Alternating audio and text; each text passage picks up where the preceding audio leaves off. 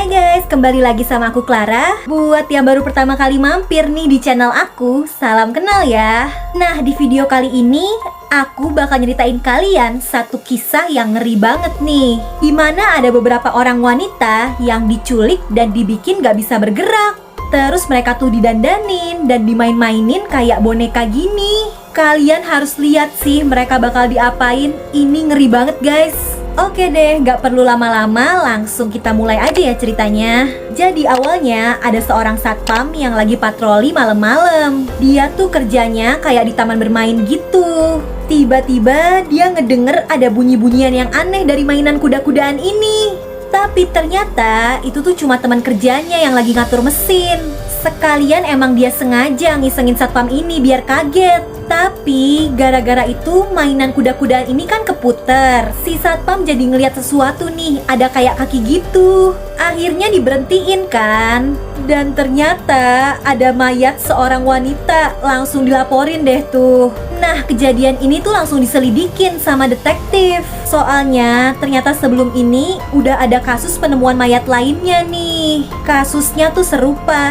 Jadi dugaannya pembunuhan ini dilakukannya oleh orang yang sama. Ada beberapa hal yang aneh. Kuku mayatnya tuh dikutek, rambutnya juga ditata rapi, dan mereka dipakaikan baju yang baru. Kedua mayatnya sama-sama didandanin cantik kayak boneka. Detektif juga bingung karena korban-korbannya ini kelihatan terawat, kayak dikasih makan rutin. Terus mereka berdua tuh sama-sama ditemuinnya di tempat bermain. Yang satu tadi di kuda-kudaan, satunya lagi di taman, di ayunan yang terbuka. Katanya kedua korban ini tuh sebelumnya udah dinyatakan hilang selama 2 bulan. Dan dari hasil pemeriksaan, ketahuan kalau 2 orang ini tuh meninggal karena terus-terusan dibius pakai obat yang matiin saraf mereka. Jadi mereka tuh dibiarin tetap hidup dan sadar, tapi badannya dibius biar lumpuh gak bisa gerak. Terus anehnya, mereka tuh dipakein gaun dan gaunnya itu gak dijual di mana-mana. Ukurannya juga pas banget sama tubuh mereka.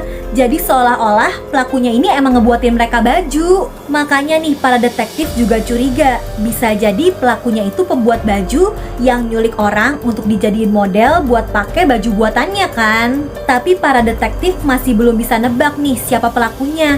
Bahkan mereka juga nggak tahu pelakunya ini laki-laki atau perempuan. Mereka akhirnya panggil keluarga korban nih buat nyari tahu kesamaan antara 2 korban. Dari hasil penyelidikan, kelihatan kalau mereka berdua itu sama-sama usia 20-an. Sama-sama punya wajah yang cantik dan badan yang langsing.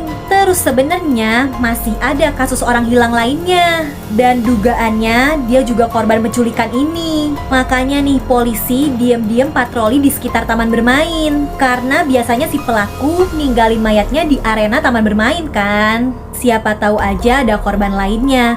Jadi si pelaku bisa langsung ketangkep pas naruh mayatnya kan. Tapi belum ada tanda-tanda nih. Nah, mayat sebelumnya tadi tuh juga diperiksa, diotopsi.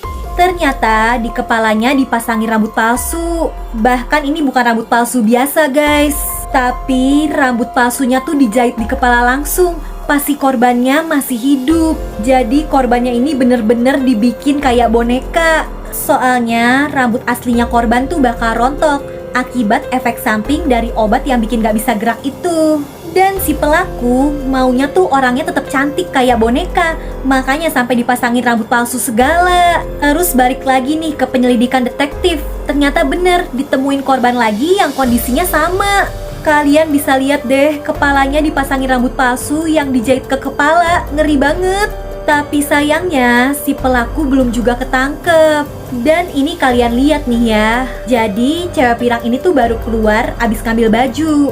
Di parkiran dia ngeliat ada wanita yang lagi kesusahan, kayak mau masukin kursi roda ke mobilnya gitu, tapi nggak bisa-bisa. Terus akhirnya mau dia bantuin nih. Dia disuruh naik dulu ke mobilnya dan ngangkat kursi rodanya itu dari atas biar lebih gampang kan. Cewek ini tuh nggak curiga sama sekali. Tapi begitu dia dan kursi rodanya masuk mobil, cewek ini langsung disetrum dan dibawa. Jadi ternyata ini nih penjahatnya. Terus setelah dikait-kaitin nih info-info orang yang hilang, ternyata ada 3 orang lagi yang baru hilang dan ciri-ciri fisiknya sesuai sama 3 korban yang udah meninggal sebelumnya. Jadi si pelaku tuh selalu koleksi 3 orang untuk dijadiin boneka manusia. Yang satu rambutnya harus pirang, yang kedua harus berambut merah, dan koleksi satunya lagi harus wanita berkulit hitam. Dan bakal dia rawat terus sampai boneka manusia itu meninggal. Terus misalnya yang pirang ini meninggal, dia bakal nyari wanita lain yang pirang juga untuk ngegantiin koleksinya. Nah ini nih di rumahnya si pelaku guys, ngeri banget. Jadi dia udah berhasil ngumpulin 3 orang yang baru kan untuk dijadiin boneka manusia. Kalian bisa lihat nih, bajunya tuh disamain kayak yang dipakai korban-korban sebelumnya. Si pelakunya sendiri yang ngejahit bajunya dan dipakein ke orang-orang itu seolah-olah mereka boneka. 3 orang korban itu diajakin main teh-tehan kayak gini, sambil mereka dipasangin infus dan dibius terus supaya badannya tetap lumpuh. Terus ini tuh suaminya si cewek berambut pirang yang lagi dijadiin boneka. Ternyata katanya istrinya tuh sakit diabetes. Kondisinya bakal bahaya kalau dalam 24 jam dia nggak dikasih obat. Ini suaminya udah panik. Tapi ternyata kalau menurut dokter, orang yang diabetes, kondisi tubuhnya bakal lebih cepat mencerna obat biusnya. Jadi kemungkinan dia bisa sadar duluan nih dari pengaruh obat bius itu. Dan bener, dia udah bisa gerakin tangannya dikit-dikit nih. Bahkan dia bisa jatohin gelas di depannya. Tapi untungnya ini si penjahatnya gak curiga, dia gak diapa-apain. Terus gak lama si penjahatnya ini tuh kayak mau pergi gitu. Nah kesempatan kan nih, dia berusaha nyabut biusannya dan gerakin badannya. Dibantuin juga nih cewek-cewek lain yang ada di situ.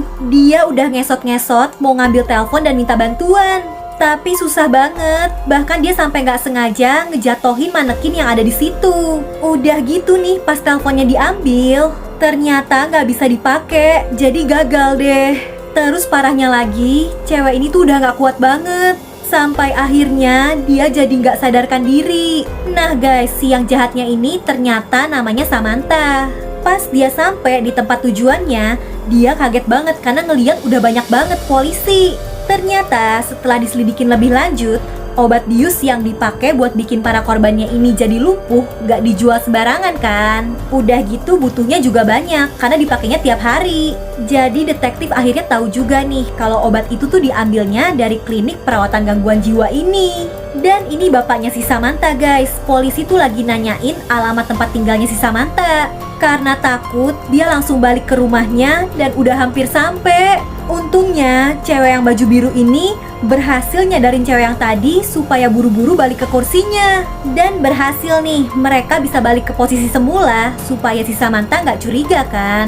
Awalnya sih nggak ada masalah, tapi si Samantha tuh ngeliat kalau manekinnya pada hancur berjatuhan. Jadi dia udah curiga sambil megang-megang gunting kayak gini, ngeri banget. Nah gak lama, polisinya tuh sampai di rumahnya sambil berusaha pelan-pelan nenangin si Samantha. Ternyata kondisi kejiwaannya si Samantha ini tuh emang terganggu. Soalnya waktu kecil dulu dia suka disiksa dan dilecehkan sama bapak kandungnya sendiri yang di klinik tadi. Udah gitu sampai disetrum listrik, makanya kondisi mentalnya jadi terganggu. Dan dulu si Samantha ini punya 3 boneka yang jadi temannya.